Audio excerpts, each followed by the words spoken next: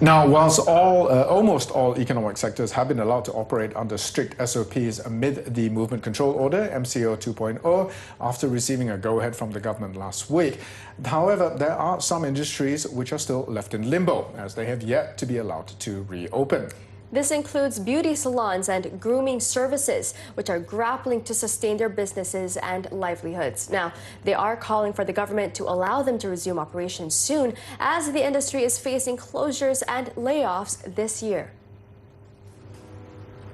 Since early last year, the COVID-19 pandemic has been affecting the beauty industry, both big and small, and they have been struggling throughout the year to stay afloat and get their business back on track, as their revenue has suffered an over 50% drop. However, the MCO 2.0, which was first imposed on January 13th and extended until February 18th, derailed their efforts, and they were again forced to close their business. They also said that this year will be a tougher year compared to 2020, as they have missed out on the golden opportunity to secure higher revenue during the Chinese New Year to sustain themselves during the low peak season. With zero income, they are now struggling to pay rental and salaries for employees. Some of these companies also support women entrepreneurship via franchising, and if the current situation persists, many of them will have no option other than to fold their business in the coming months.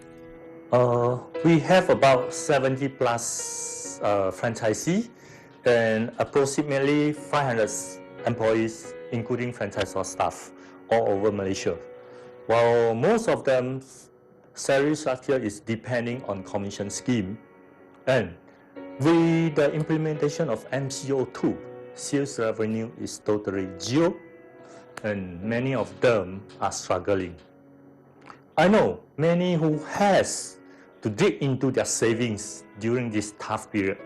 If this decision continues, I'm afraid we have start to consider closure or retrenchments.